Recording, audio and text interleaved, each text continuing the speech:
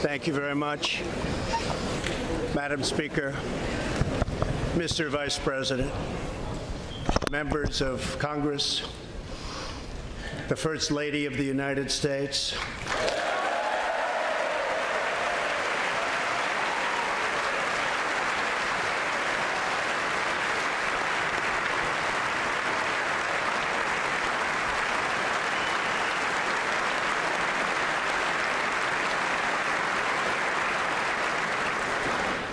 and my fellow Americans. We meet tonight at a moment of unlimited potential. As we begin a new Congress, I stand here ready to work with you to achieve historic breakthroughs for all Americans. Millions of our fellow citizens are watching us now gathered in this great chamber, hoping that we will govern not as two parties, but as one nation.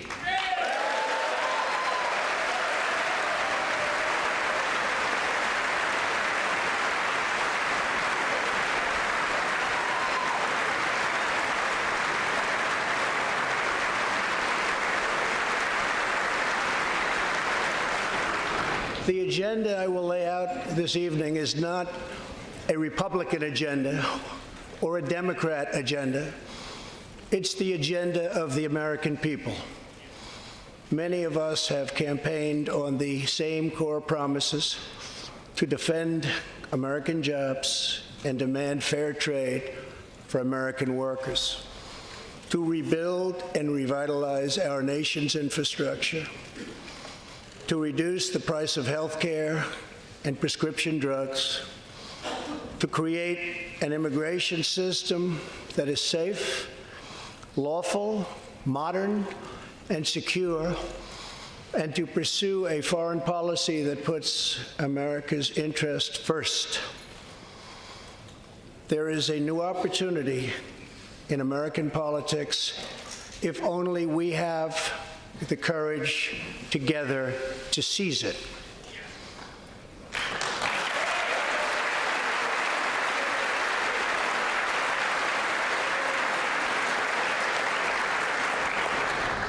Victory is not winning for our party. Victory is winning for our country.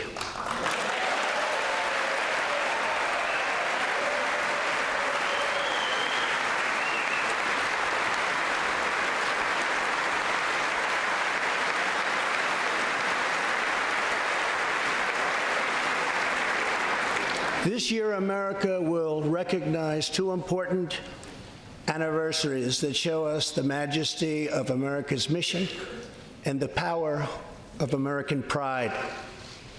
In June, we mark 75 years since the start of what General Dwight D. Eisenhower called the Great Crusade, the Allied liberation of Europe in World War II.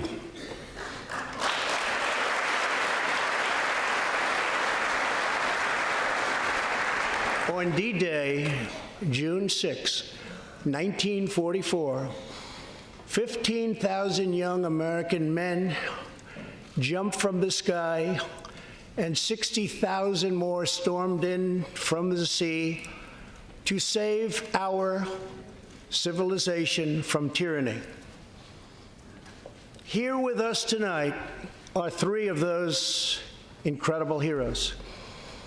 Private First Class Joseph Riley, Staff Sergeant Irving Locker, and Sergeant Herman Zaitchik. Please.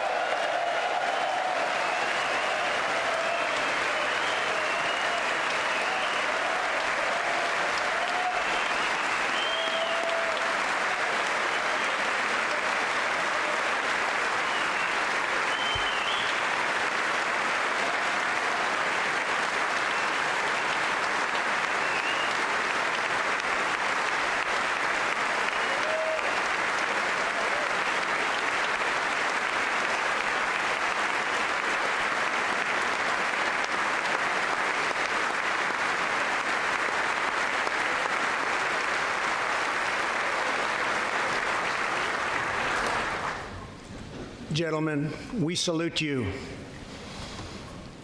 In 2019, we also celebrate 50 years since brave young pilots flew 250,000 miles through space to plant the American flag on the face of the moon. Half a century later, we are joined by one of the Apollo 11 astronauts who planted that flag, Buzz Aldrin.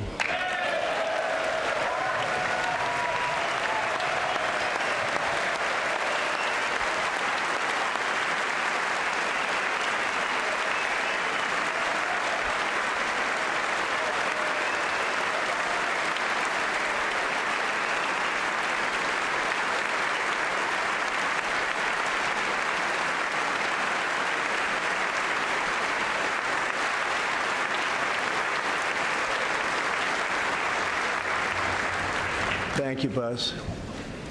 This year, American astronauts will go back to space on American rockets.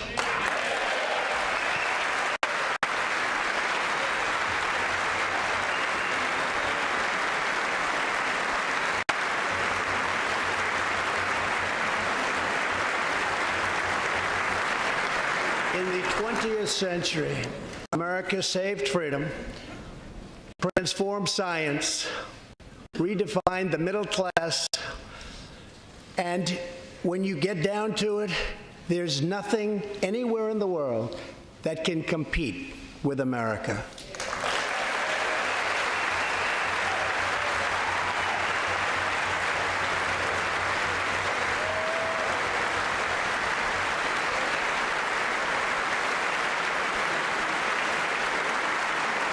Now we must step boldly and bravely into the next chapter of this great American adventure, and we must create a new standard of living for the 21st century. An amazing quality of life for all of our citizens is within reach. We can make our community safer, our families stronger, our culture richer, our faith deeper, and our middle class bigger and more prosperous than ever before.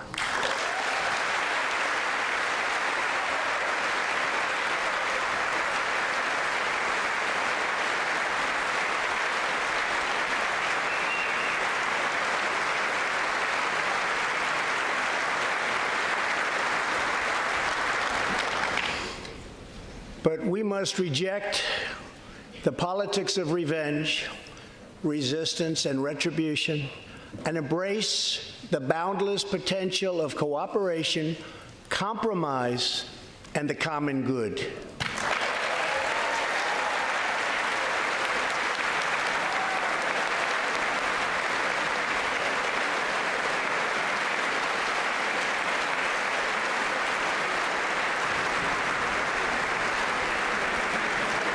Together, we can break decades of political stalemate.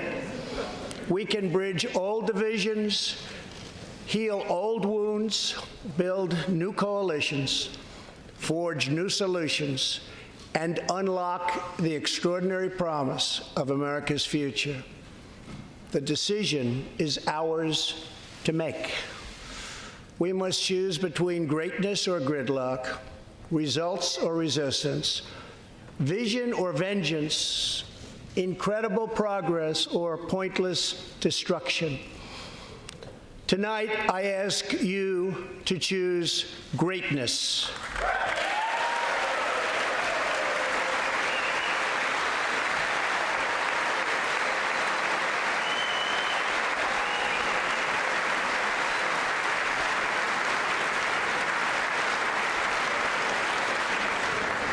Over the last 2 years, my administration has moved with urgency and historic speed to confront problems neglected by leaders of both parties over many decades.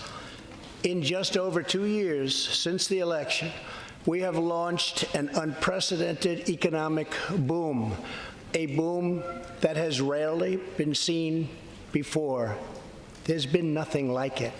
We have created 5.3 million new jobs, and importantly added 600,000 new manufacturing jobs, something which almost everyone said was impossible to do. But the fact is, we are just getting started.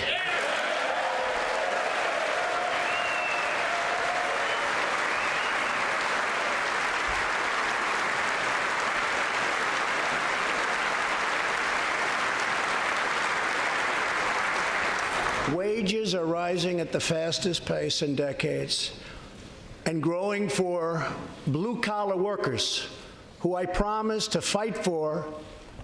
They're growing faster than anyone else thought possible. Nearly 5 million Americans have been lifted off food stamps.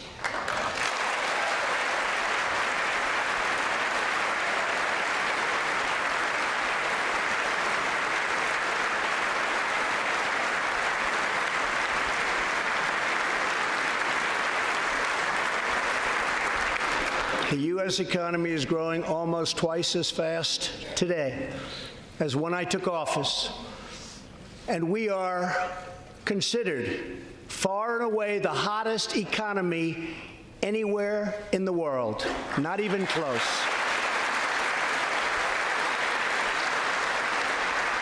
Unemployment has reached the lowest rate in over half a century.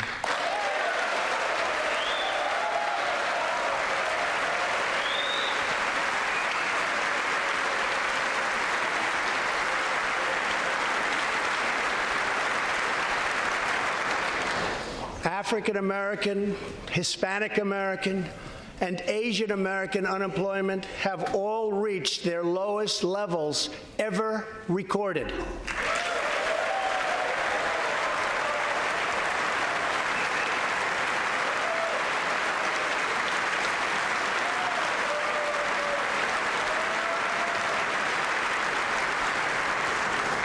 Unemployment for Americans with disabilities has also reached an all-time low.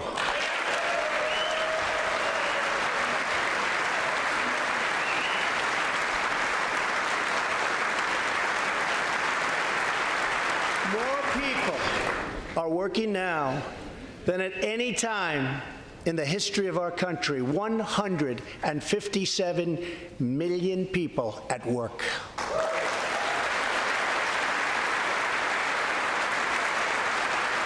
We passed a massive tax cut for working families and doubled the child tax credit.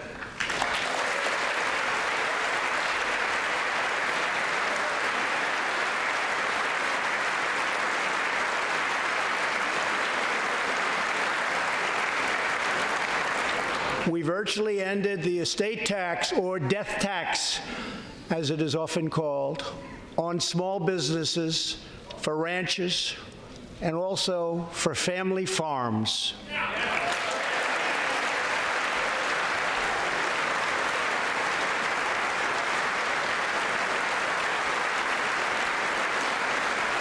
We eliminated the very unpopular Obamacare individual mandate penalty.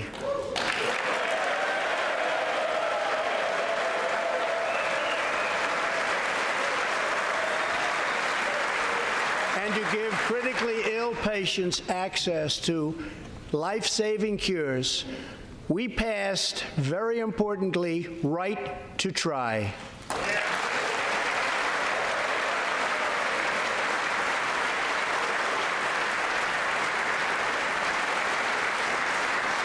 My administration has cut more regulations in a short period of time than any other administration during its entire tenure.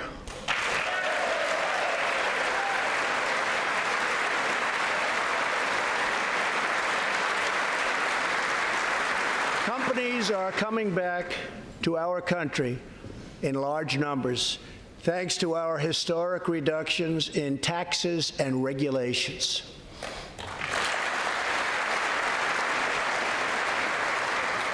And we have unleashed a revolution in American energy. The United States is now the #1 producer of oil and natural gas anywhere in the world.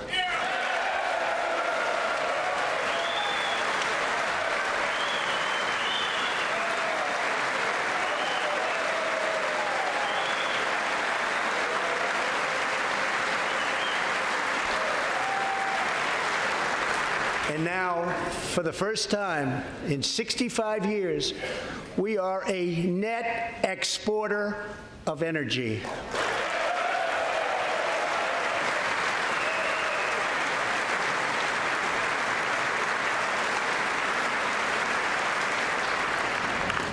After 24 months of rapid progress, our economy is the envy of the world. Our military is the most powerful on earth by far. And America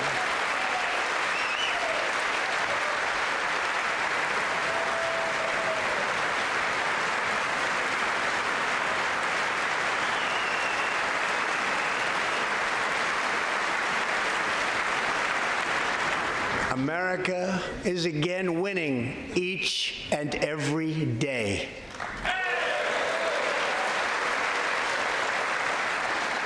Members of Congress, the state of our union is strong.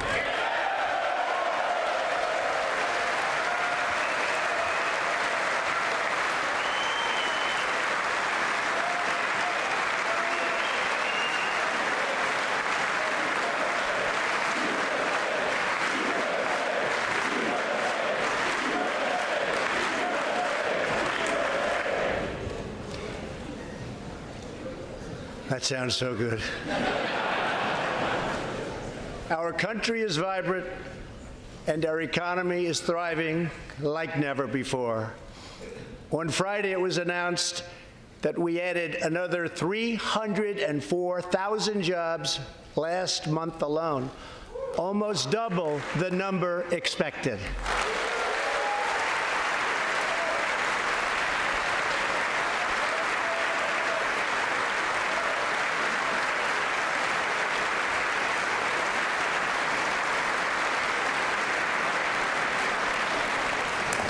An economic miracle is taking place in the United States, and the only thing that can stop it are foolish wars, politics, or ridiculous partisan investigations.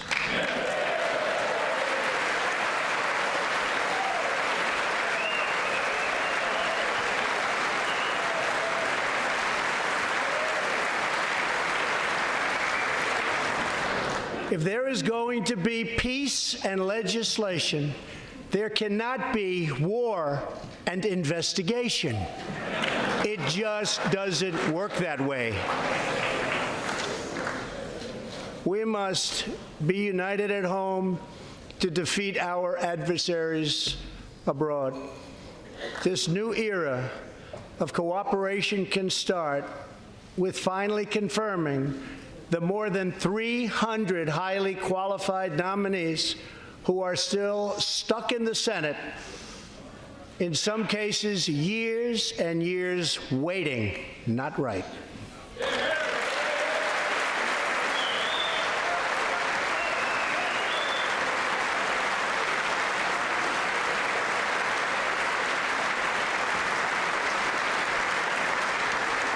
The Senate has failed to act on these nominations, which is unfair to the nominees and very unfair to our country.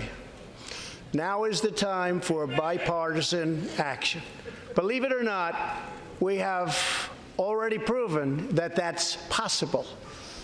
In the last Congress, both parties came together to pass unprecedented legislation to confront the opioid crisis, a sweeping new farm bill, historic VA reforms, and after 4 decades of rejection, we passed VA accountability so that we can finally terminate those who mistreat our wonderful veterans.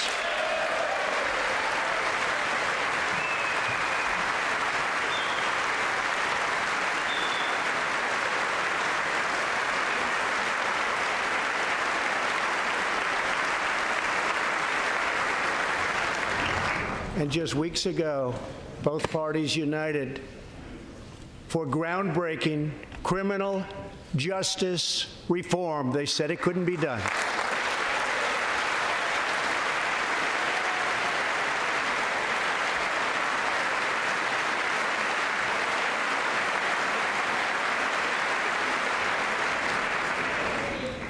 last year, I heard through friends the story of Alice Johnson. I was deeply moved. In 1997, Alice was sentenced to life in prison as a first-time nonviolent drug offender. Over the next 22 years, she became a prison minister, inspiring others to choose a better path. She had a big impact on that prison population and far beyond. Alice's story underscores the disparities and unfairness that can exist in criminal sentencing and the need to remedy this total injustice. She served almost that 22 years and had expected to be in prison for the remainder of her life. In June, sentence, when I saw Alice's beautiful family greet her at the prison gates, hugging and kissing and crying and laughing, I knew I did something right. Alice is with us tonight, and she is a terrific woman. Terrific. Alice, please.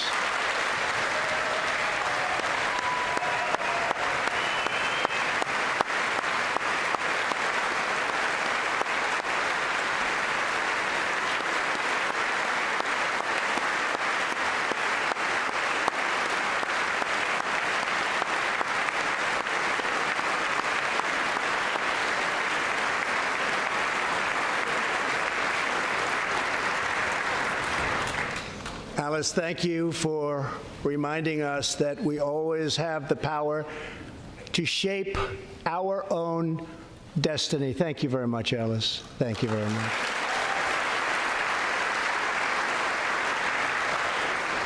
Inspired by stories like Alice's, my administration worked closely with members of both parties to sign the First Step Act into law. Big deal. Big deal.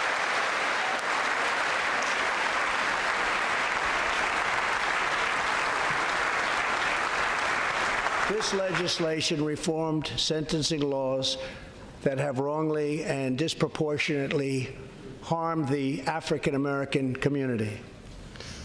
The First Step Act gives nonviolent offenders the chance to re-enter society as productive, law-abiding citizens.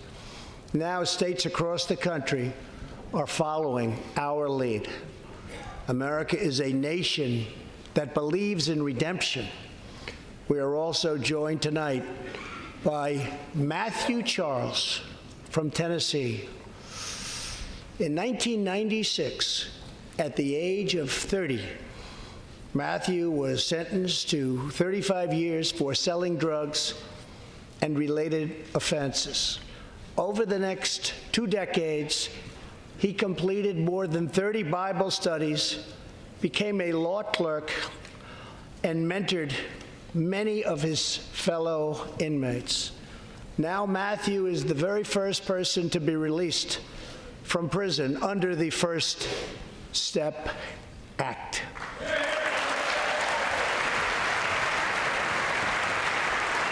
Matthew, please.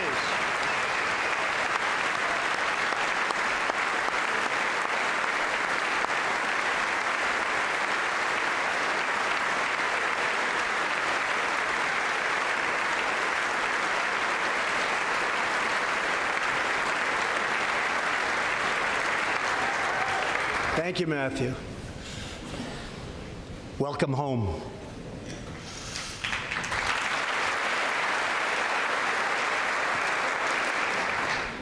Now, Republicans and Democrats must join forces again to confront an urgent national crisis. Congress has 10 days left to pass a bill that will fund our government, protect our homeland, and secure our very dangerous southern border. Now is the time for Congress to show the world that America is committed to ending illegal immigration and putting the ruthless coyotes, cartels, drug dealers, and human traffickers out of business.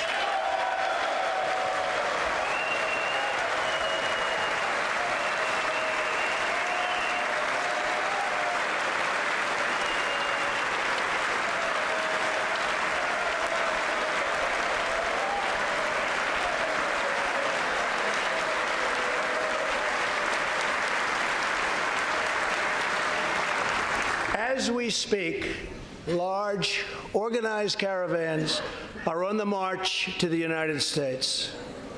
We have just heard that Mexican cities, in order to remove the illegal immigrants from their communities, are getting trucks and buses to bring them up to our country in areas where there is little border protection.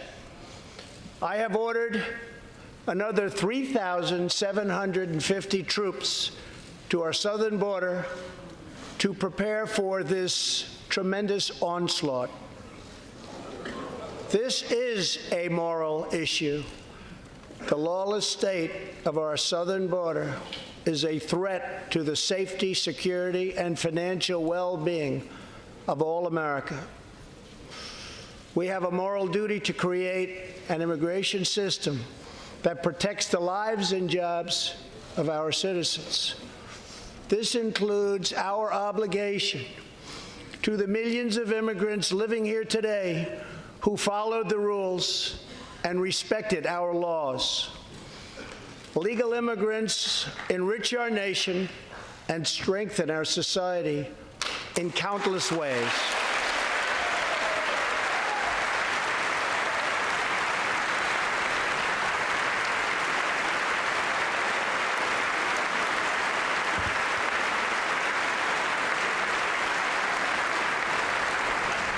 I want people to come into our country in the largest numbers ever, but they have to come in legally.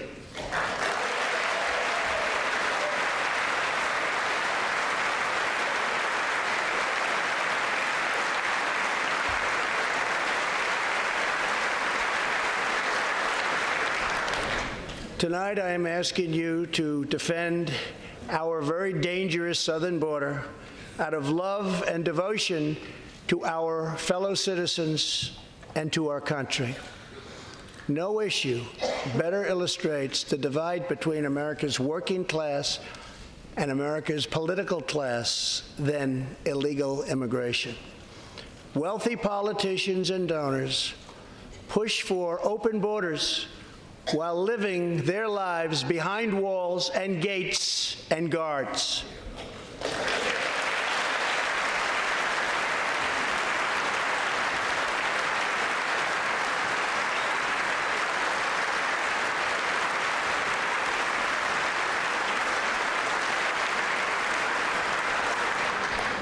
Meanwhile, working-class Americans are left to pay the price for mass illegal immigration. Reduced jobs, lower wages, overburdened schools, hospitals that are so crowded you can't get in, increased crime, and a depleted social safety net. Tolerance for illegal immigration is not compassionate. It is actually very cruel.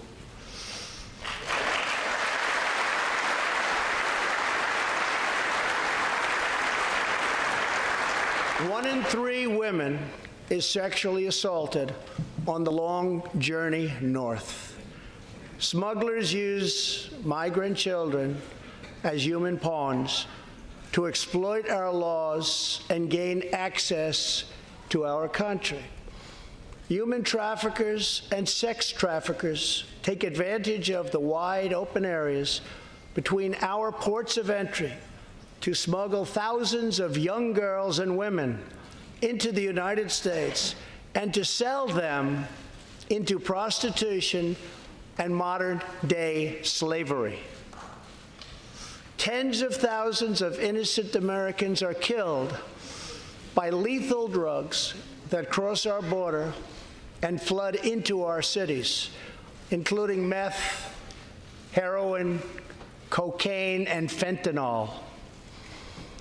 The savage gang, MS-13, now operates in at least 20 different American states, and they almost all come through our southern border. Just yesterday, an MS-13 gang member was taken into custody for a fatal shooting on a subway platform in New York City. We are removing these gang members by the thousands, but until we secure our border, they're going to keep streaming right back in. Year after year, countless Americans are murdered by criminal, illegal aliens. I've gotten to know many wonderful angel moms and dads and families. No one should ever have to suffer the horrible heartache that they have had to endure. Here tonight is Deborah Bissell. Just 3 weeks ago, Deborah's parents, Gerald and Sharon, were burglarized and shot to death in their Reno, Nevada home by an illegal alien. They were in their 80s and are survived by 4 children, 11 grandchildren, and 20 great-grandchildren. Also here tonight are Gerald and Sharon's granddaughter, Heather, and great-granddaughter, Madison. To Deborah, Heather, Madison, please stand. Few can understand your pain. Thank you, and thank you for being here. Thank you very much.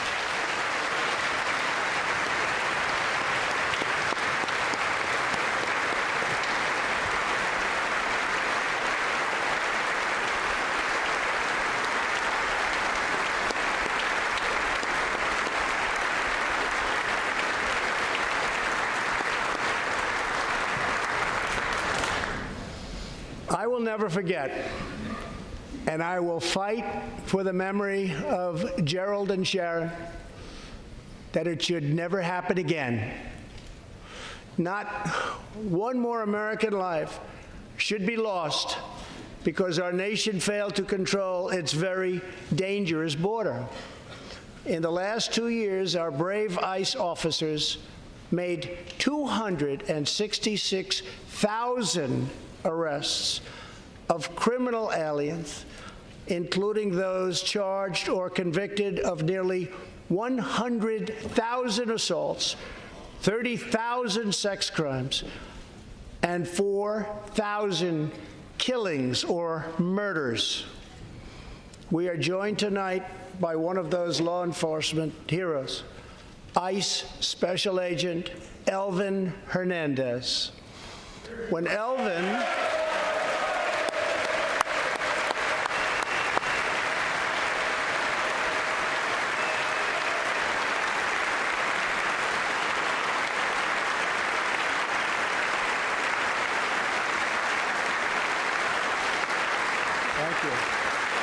Elvin was a boy, he and his family legally immigrated to the United States from the Dominican Republic. At the age of 8, Elvin told his dad he wanted to become a special agent. Today, he leads investigations into the scourge of international sex trafficking. Elvin says that if I can make sure these young girls get their justice, I've really done my job.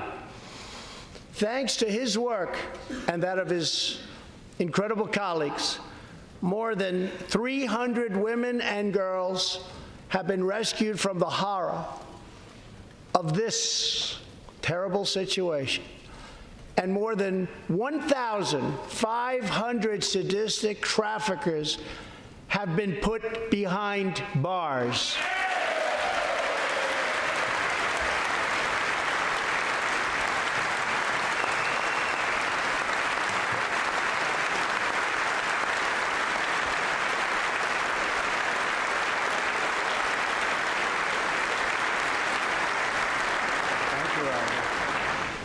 we will always support the brave men and women of law enforcement.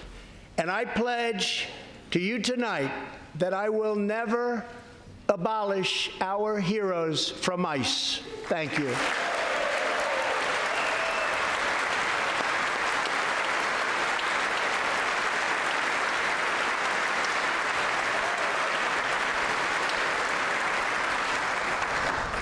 My administration has sent to Congress a common-sense proposal to end the crisis on the southern border. It includes humanitarian assistance, more law enforcement, drug detection at our ports, closing loopholes that enable child smuggling, and plans for a new physical barrier or wall to secure the vast areas between our ports of entry. In the past, most of the people in this room voted for a wall, but the proper wall never got built. I will get it built.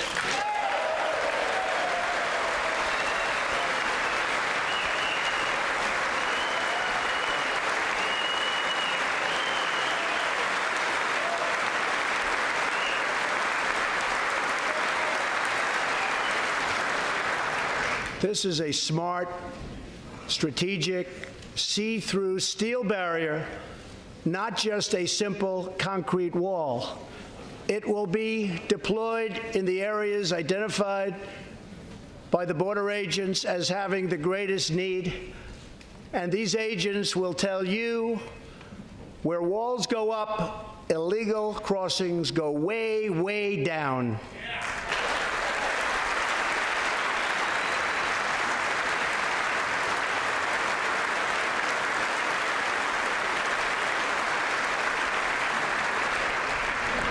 San Diego used to have the most illegal border crossings in our country. In response, a strong security wall was put in place. This powerful barrier almost completely ended illegal crossings. The border city of El Paso, Texas, used to have extremely high rates of violent crime, one of the highest in the entire country, and considered one of our nation's most dangerous cities. Now, immediately upon its building, with a powerful barrier in place, El Paso is one of the safest cities in our country. Simply put, walls work and walls save lives.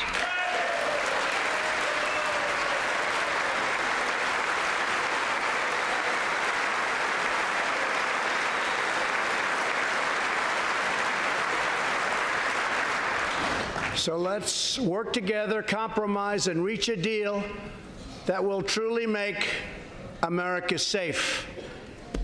As we work to defend our people's safety, we must also ensure our economic resurgence continues at a rapid pace. No one has benefited more from our thriving economy than women, who have filled 58% of the newly created jobs last year.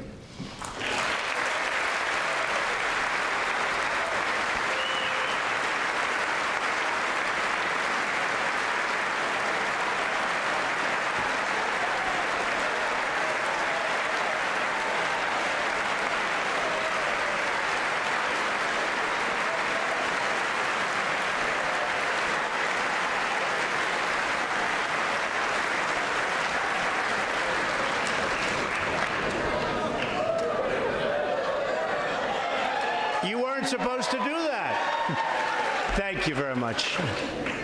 Thank you very much. All Americans can be proud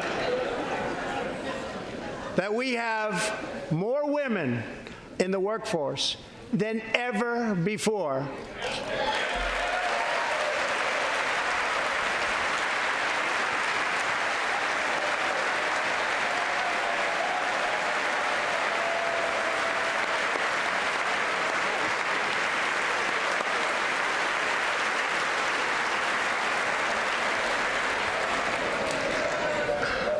Don't sit yet. You're going to like this. And exactly 1 century after Congress passed the constitutional amendment giving women the right to vote, we also have more women serving in Congress than at any time before.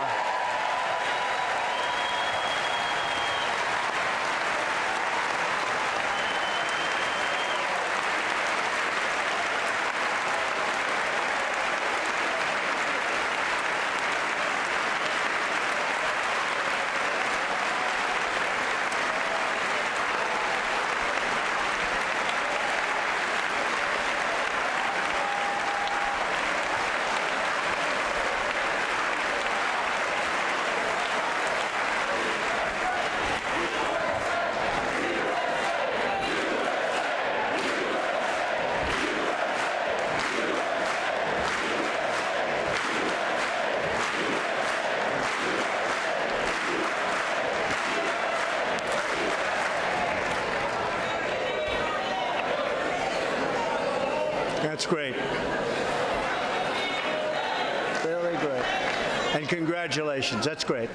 As part of our commitment to improving opportunity for women everywhere, this Thursday, we are launching the first ever government-wide initiative focused on economic empowerment for women in developing countries. To build on, thank you. To build on our incredible economic success, one priority is paramount: reversing decades of calamitous trade policies. So bad. We are now making it clear to China that after years of targeting our industries and stealing our intellectual property, the theft of American jobs and wealth has come to an end.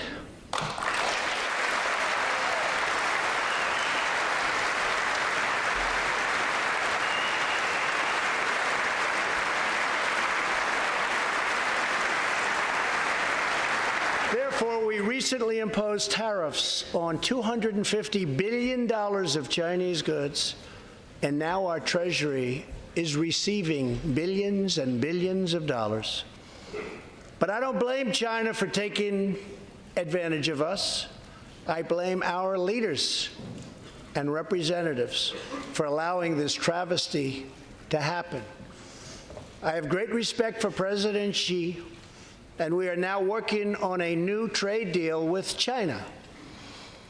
But it must include real structural change to end unfair trade practices, reduce our chronic trade deficit, and protect American jobs.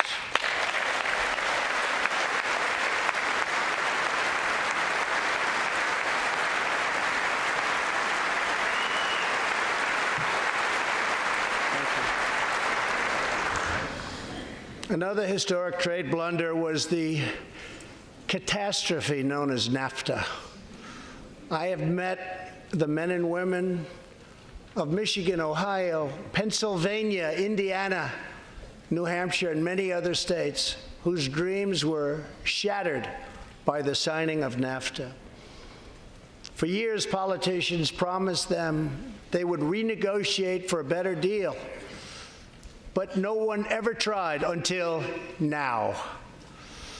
Our new U.S.-Mexico-Canada agreement, the USMCA, will replace NAFTA and deliver for American workers like they haven't had delivered to for a long time. I hope you can pass the USMCA into law so that we can bring back our manufacturing jobs in even greater numbers, expand American agriculture, protect intellectual property, and ensure that more cars are proudly stamped with our 4 beautiful words: made in the USA.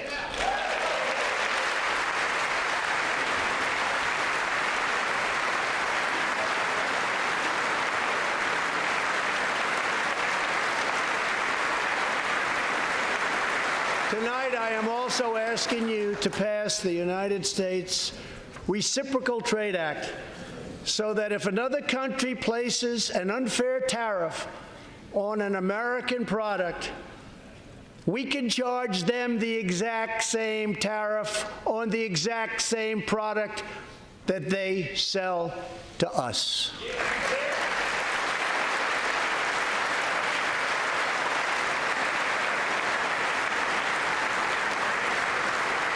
Both parties should be able to unite for a great rebuilding of America's crumbling infrastructure.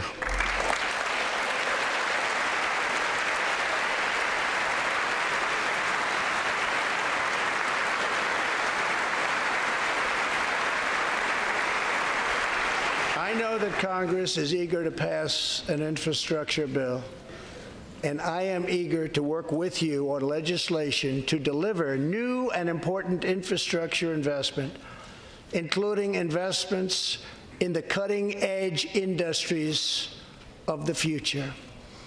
This is not an option. This is a necessity.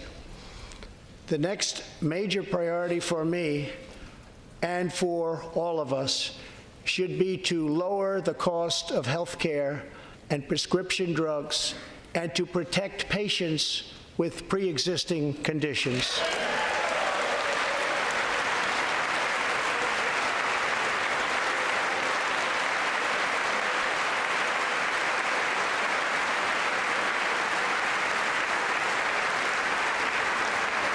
Already as a result of my administration's efforts in 2018, drug prices experienced their single largest decline in 46 years.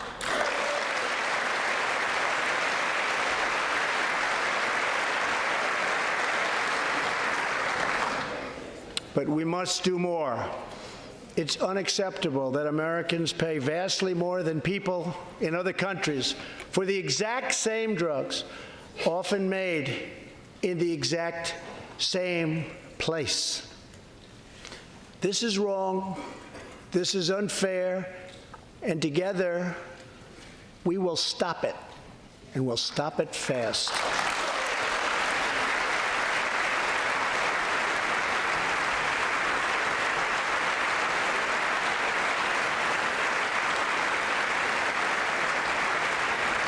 I am asking Congress to pass legislation that finally takes on the problem of global freeloading and delivers fairness and price transparency for American patients, finally.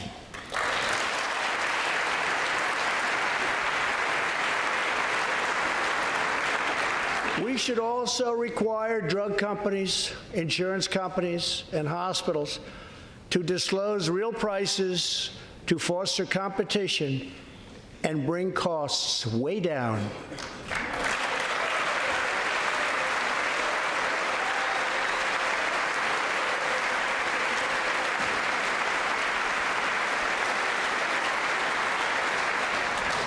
No force in history has done more to advance the human condition than American freedom.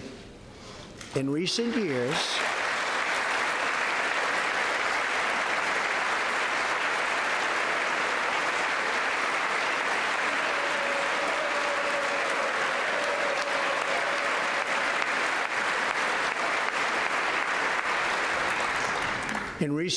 we have made remarkable progress in the fight against HIV and AIDS.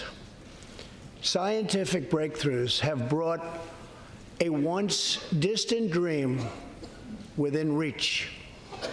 My budget will ask Democrats and Republicans to make the needed commitment to eliminate the HIV epidemic in the United States within 10 years. We have made incredible strides, incredible.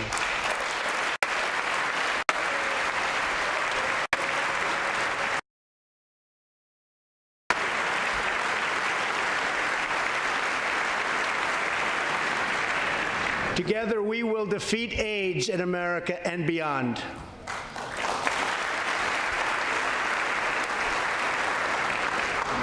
Tonight, I am also asking you to join me in another fight that all Americans can get behind, the fight against childhood cancer.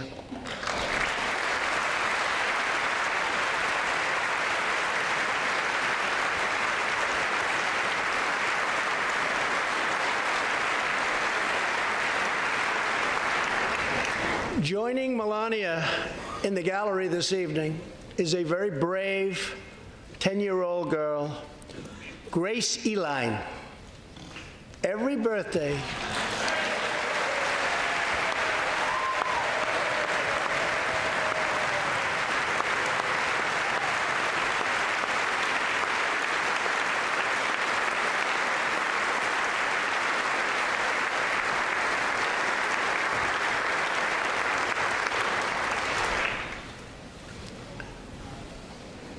hi, Grace. Every birthday since she was 4, Grace asked her friends to donate to St. Jude's Children's Hospital. She did not know that one day she might be a patient herself. That's what happened. Last year, Grace was diagnosed with brain cancer. Immediately, she began radiation treatment. At the same time, she rallied her community and raised more than $40,000 for the fight against cancer.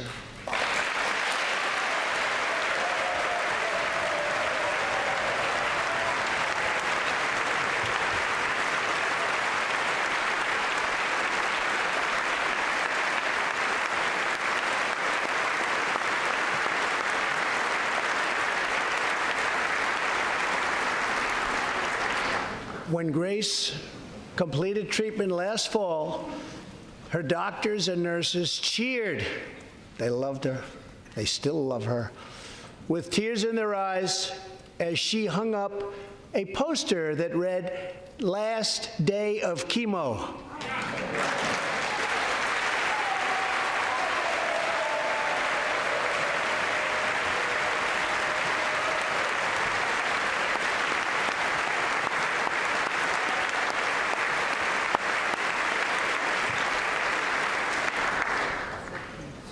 Thank you very much, Grace. You are a great inspiration to everyone in this room. Thank you very much. Many childhood cancers have not seen new therapies in decades. My budget will ask Congress for $500 million over the next 10 years to fund this critical life-saving research. To help support working parents, the time has come to pass school choice for Americans' children.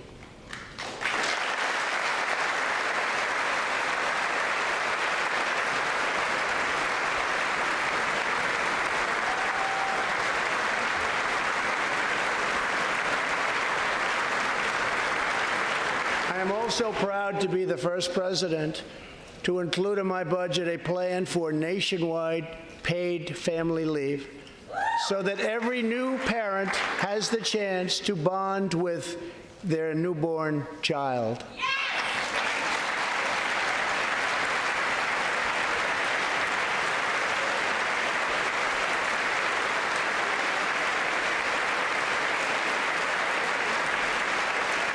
There could be no greater contrast to the beautiful image of a mother holding her infant child than the chilling displays our nation saw in recent days. Lawmakers in New York cheered with delight upon the passage of legislation that would allow a baby to be ripped from the mother's womb moments from birth. These are living, feeling, beautiful babies who will never get the chance to share their love and their dreams with the world. And then we had the case of the governor of Virginia, where he stated he would execute a baby after birth. To defend the dignity of every person, I am asking Congress to pass legislation to prohibit the late-term abortion of children who can feel pain in the mother's womb.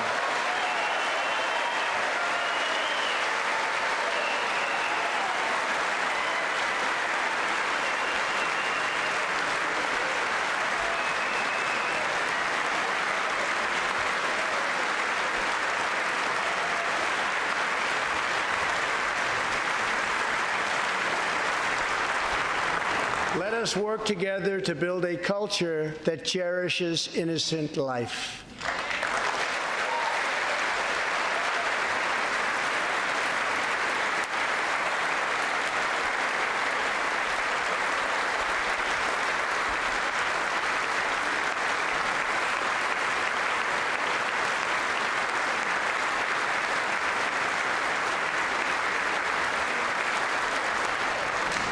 And let us reaffirm a fundamental truth. All children, born and unborn, are made in the holy image of God. The final part of my agenda is to protect American security. Over the last 2 years, we have begun to fully rebuild the United States military with $700 billion last year and $716 billion this year. We are also getting other nations to pay their fair share. Finally.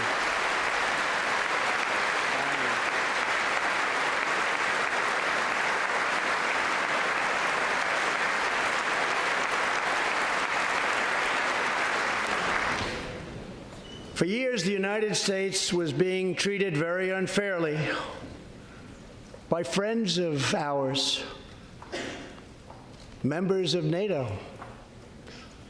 But now we have secured, over the last couple of years, more than $100 billion of increase in defense spending from our NATO allies. They said it couldn't be done.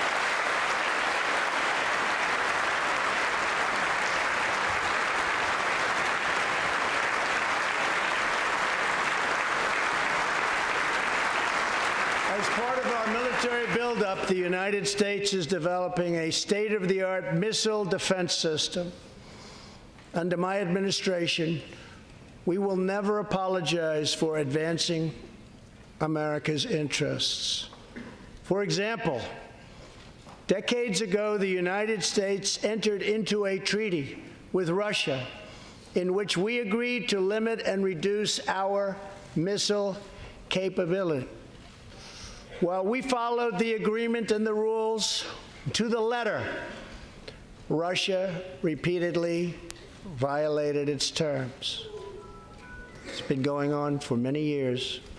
That is why I announced that the United States is officially withdrawing from the Intermediate Range Nuclear Forces Treaty, or INF Treaty. Perhaps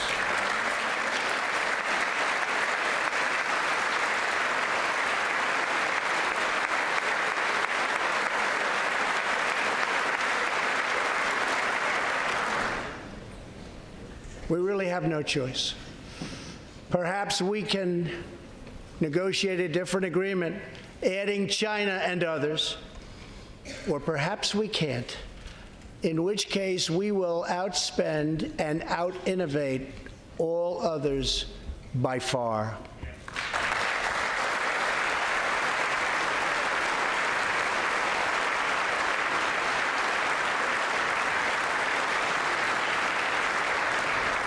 As part of a bold new diplomacy, we continue our historic push for peace on the Korean Peninsula.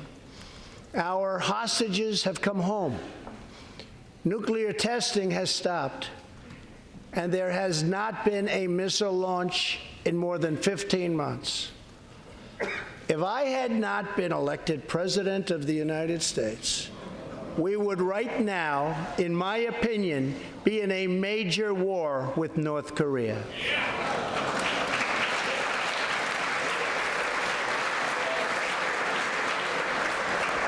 Much work remains to be done, but my relationship with Kim Jong-un is a good one.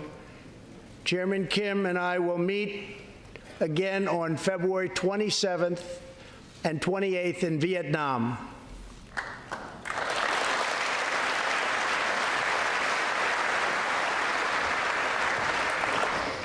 2 weeks ago, the United States officially recognized the legitimate government of Venezuela and its new president, Juan Guaido.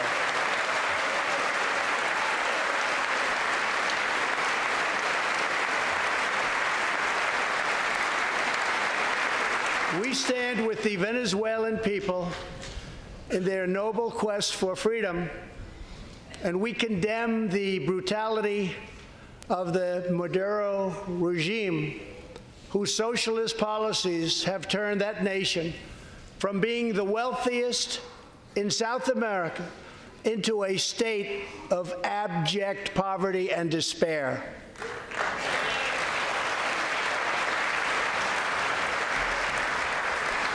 Here in the United States, we are alarmed by the new calls to adopt socialism in our country.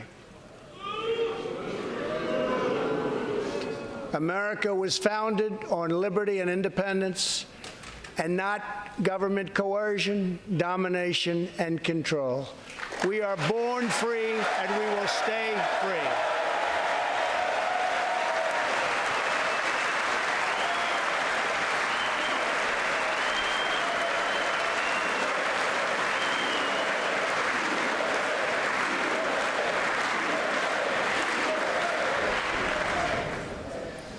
Tonight, we renew our resolve that America will never be a socialist country.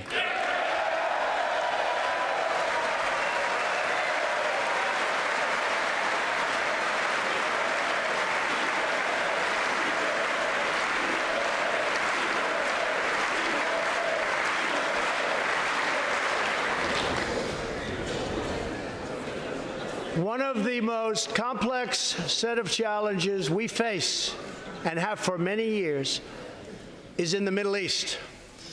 Our approach is based on principled realism, not discredited theories that have failed for decades to yield progress.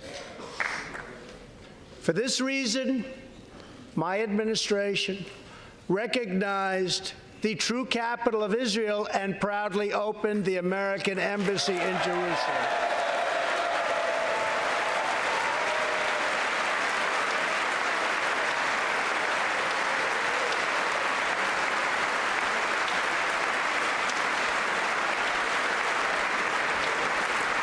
Our brave troops have now been fighting in the Middle East for almost 19 years. In Afghanistan and Iraq, nearly 7,000 American heroes have given their lives. More than 52,000 Americans have been badly wounded. We have spent more than $7 trillion in fighting wars in the Middle East. As a candidate for president, I loudly pledged a new approach. Great nations do not fight endless wars.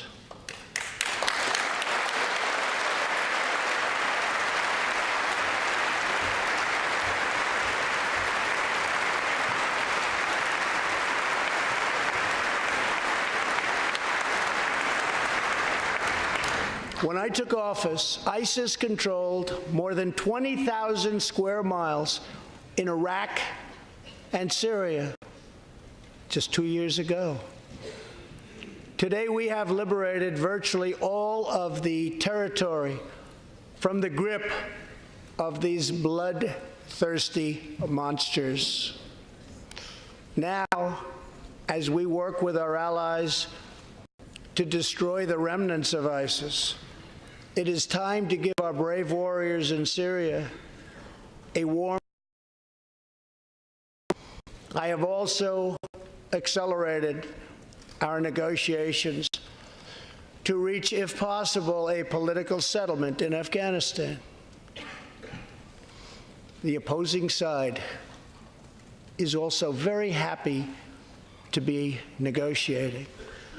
Our troops have fought with unmatched valor, and thanks to their bravery, we are now able to pursue a possible political solution to this long and bloody conflict.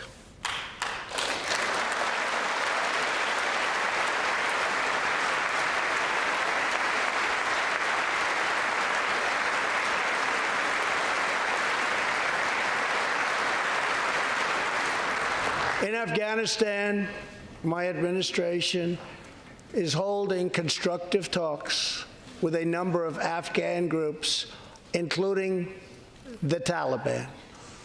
As we make progress in these negotiations, we will be able to reduce our troops' presence and focus on counterterrorism, and we will indeed focus on counterterrorism. We do not know whether we'll achieve an agreement, but we do know that after 2 decades of war, the hour has come to at least try for peace, and the other side would like to do the same thing. It's time.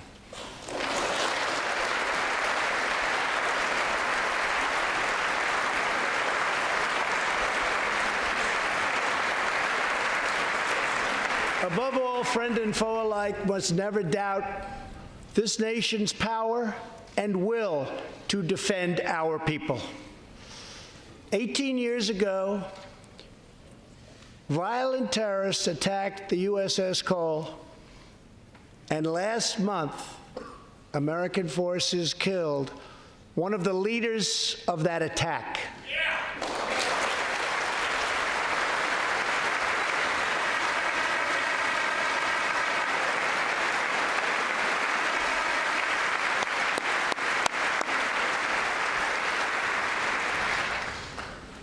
We are honored to be joined tonight by Tom Wibberley, whose son, Navy seaman Craig Wibberley, was one of the 17 sailors we tragically lost. Tom, we vow to always remember the heroes of the USS Cole. Thank you, Tom.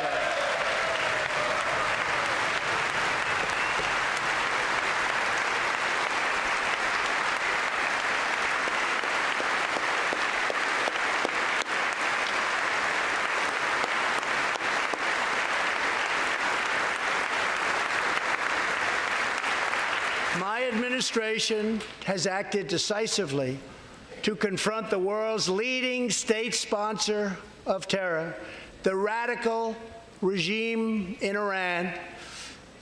It is a radical regime.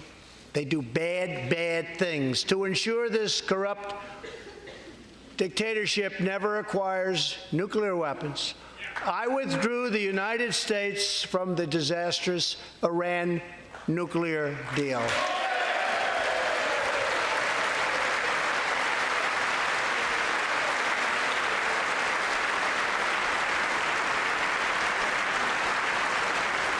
And last fall, we put in place the toughest sanctions ever imposed by us on a country.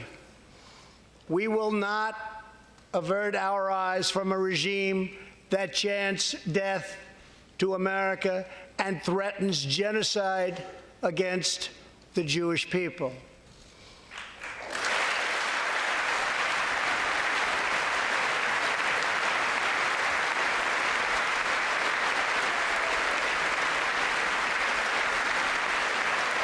We must never ignore the vile poison of anti-Semitism or those who spread its venomous creed.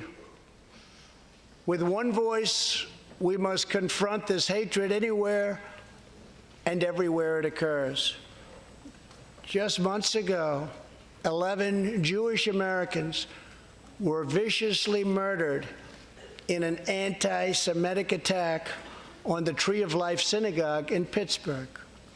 SWAT officer Timothy Matson raced into the gunfire and was shot 7 times chasing down the killer, and he was very successful. Timothy has just had his 12th surgery, and he's going in for many more. but he made the trip to be here with us tonight. Officer Mattson, please.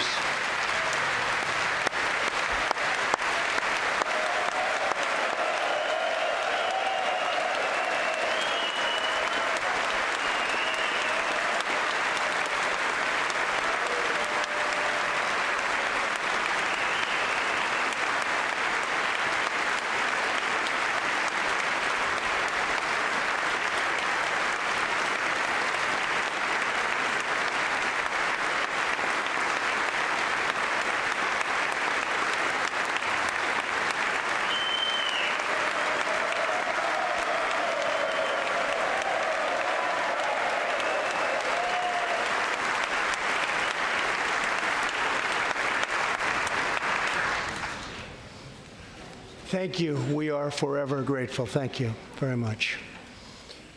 Tonight, we are also joined by Pittsburgh survivor, Judah Samet. He arrived at the synagogue as the massacre began.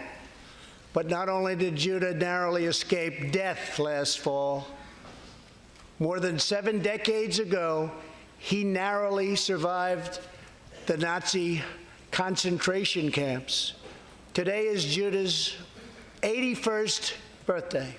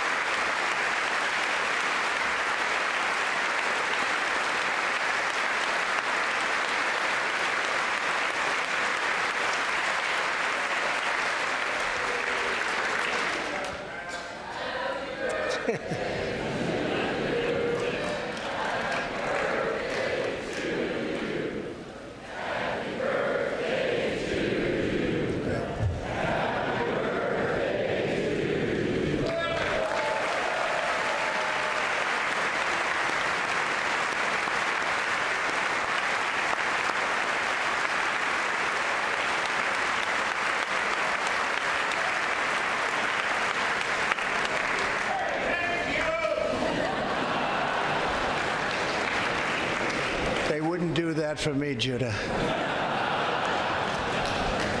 Judah says he can still remember the exact moment nearly 75 years ago, after 10 months in a concentration camp, when he and his family were put on a train and told they were going to another camp. Suddenly, the train screeched to a very strong halt. A soldier appeared. Judah's family braced for the absolute worst. Then his father cried out with joy, "It's the Americans! It's the Americans!"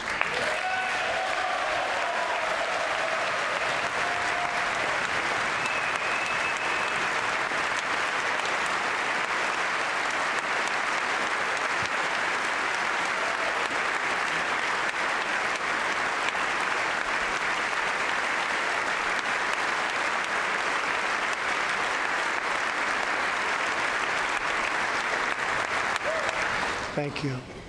A second Holocaust survivor who is here tonight, Joshua Kaufman, was a prisoner at Dachau. He remembers watching through a hole in the wall of a cattle car as American soldiers rolled in with tanks. To me, Joshua recalls, the American soldiers were proof that God exists. And they came down from the sky. They came down from heaven. I began this evening by honoring 3 soldiers who fought on D-Day in the Second World War.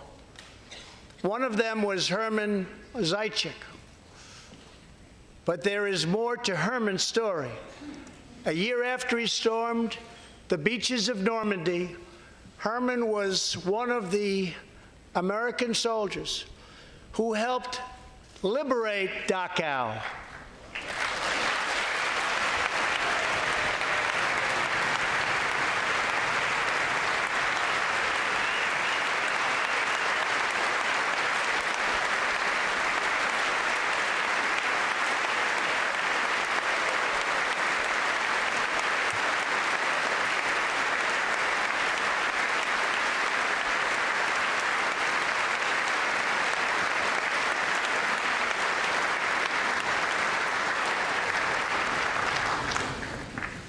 He was one of the Americans who helped rescue Joshua from that hell on earth. Almost 75 years later, Herman and Joshua are both together in the gallery tonight, seated side by side, here in the home of American freedom. Herman and Joshua, your presence this evening is very much appreciated. Thank you very much.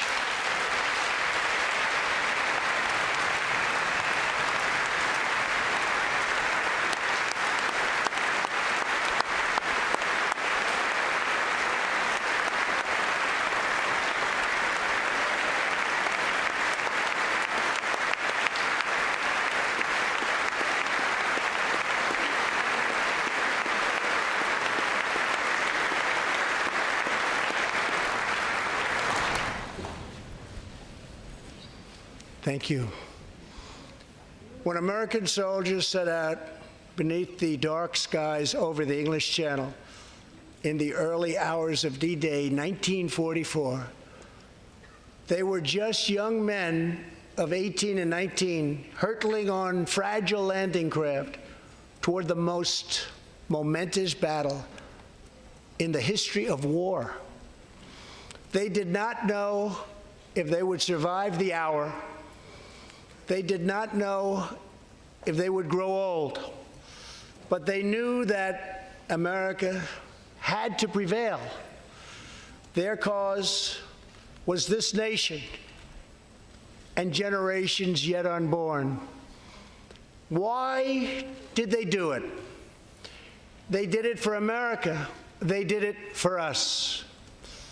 Everything that has come since our triumph over communism, our giant leaps of science and discovery, our unrivaled progress towards equality and justice, all of it is possible thanks to the blood and tears and courage and vision of the Americans who came before. Think of this Capitol. Think of this very chamber where lawmakers before you voted to end slavery, to build the railroads and the highways, and defeat fascism, to secure civil rights, and to face down evil empires. Here tonight, we have legislators from across this magnificent republic. You have come from the rocky shores of Maine and the volcanic peaks of Hawaii, from the snowy woods of Wisconsin and the red deserts of Arizona, from the green farms of Kentucky and the golden beaches of California. Together, we represent the most extraordinary nation in all of history. What will we do with this moment? How will we be remembered?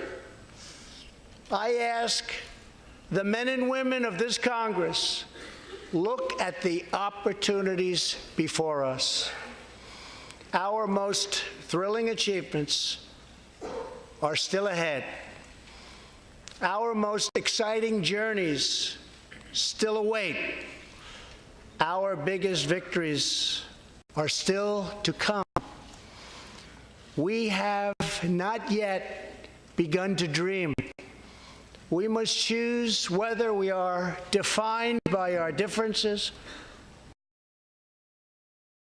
to transcend them. We must choose whether we squander our great inheritance or whether we proudly declare that we are Americans. We do the incredible. We defy the impossible. We conquer the unknown. This is the time to reignite the American imagination. This is the time to search for the tallest summit and set our sights on the brightest star. This is the time to rekindle the bonds of love and loyalty and memory that link us together as citizens, as neighbors, as patriots.